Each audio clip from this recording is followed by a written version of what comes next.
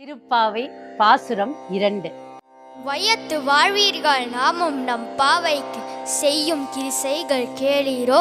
பார்க்கடலுள் பையத்துயின்ற பரமனடிப்பாடி நெய்யுண்ணோம் பாலுண்ணோம் நாட்காலே நீராடி மையிட்டு எழுதோம் மலரிட்டு நாம் முடியும் செய்யாதன செய்யோம் தீக்குறதை சென்றோதோம் ஐயமும் பிச்சையும் மாந்தனையும் கை காட்டி உய்யுமாறெண்ணி உகந்தேலோரெம்பாவாய். முதல் பாசுரத்துல ஆண்டாள் கூட்டு பிரார்த்தனையை பத்தி அவ்வளோ அழகா சொல்லியிருப்பாங்க.